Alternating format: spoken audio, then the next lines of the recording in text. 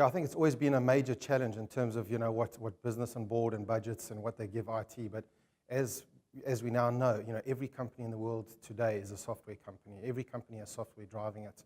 And because of this, they've had to become more aware in terms of what IT can deliver and what the board needs to expect from an IT department. And in turn, the budgets are set accordingly, and the deliverables the expectations are there from the board. So you find, a CIO will play a much more important role on a board, for example. And these are the expectations. The board is very aware. No longer can they just, pretend that there's an IT department, keeping things up and running. It's now all about business value, driving revenue through IT in an organization.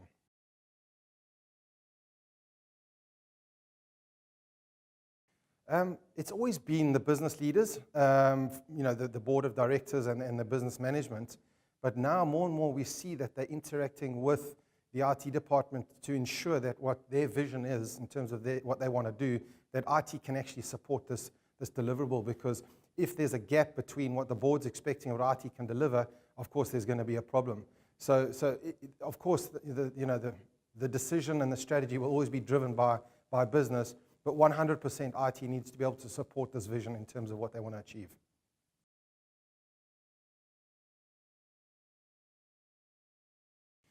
Yeah, I think there's technologies that haven't even been invented yet, to be honest with you. We had a glass ball. I think it's pretty difficult to determine that, and it's amazing how, as technology evolves so fast, there is definitely going to be a technology that comes out that will change the way we do things. However, there's technology that's available now. I think specifically in the Middle East, one of the biggest drivers is going to be cloud adoption. It historically has lagged behind somewhat in terms of cloud adoption, but we certainly see a lot of investment from the big players in terms of setting up data centers. A lot of people are talking about cloud and implementing cloud. So I think short term, cloud's going to be a major plot. People are very aware that software, the applications have to be up and running, and in the event of a disaster, there has to be sort of a second site. So you'll see DR as a service, backup as a service, certainly accelerating, specifically in the region.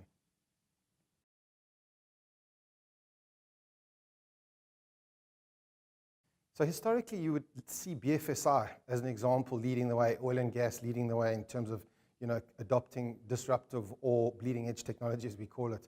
But that's changed. As companies become software companies, whether you're a shoe manufacturer, every company has software behind it. So every company now is looking to adopt and adapt towards the new and the latest technology. People are moving away from legacy technology. No longer can they accept can they accept hours and days in terms of SLAs. People now talk seconds and minutes.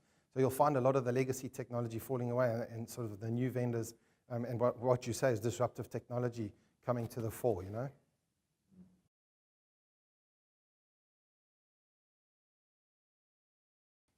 Yeah, so the CIO is definitely playing a much more crucial role in addressing or kind of being the bridge between business and IT. CIOs nowadays are a lot more business focused, a lot more business driven, and they have a major challenge in ensuring that what business is trying to achieve, that IT can deliver. And we recently ran a survey of 15 or 1,600 companies, and 84% of the CIOs admitted to what we call an availability gap of what business is expecting and what IT can actually deliver. So this is their biggest challenge now, is to try to reduce that gap between what business is expecting and what IT can actually deliver. And of that, 93% of them admitted to implementing new technologies to try to reduce this gap between what business is expecting and what IT can deliver.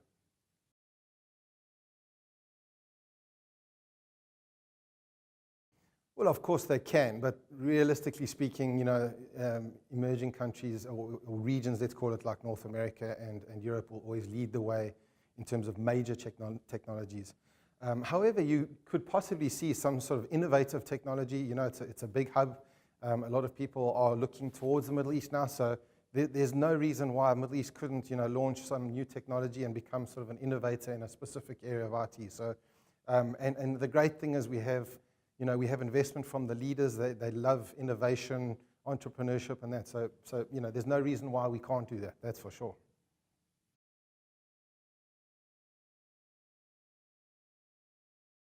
Yeah, that's a good question. As I said earlier, there is definitely, unfortunately, there is a major gap between business deliverables and what IT can deliver. What we have found is that end users are becoming a lot more tech savvy. You know, more and more people understand IT themselves. Everybody uses it, you know, whether it's a handheld device or a tablet or a you know, desktop, laptop, whatever. So people are, you know, things like data protection, you know, they kind of do it a little bit themselves, probably not as much as they should, but yeah, end users are becoming more tech savvy, learning to do a lot more of their stuff themselves. But at the end of the day, IT still needs to ensure that the end users are satisfied, and that's one of the big challenges that CIOs face, you know, is to keep their end user or stroke their customers happy.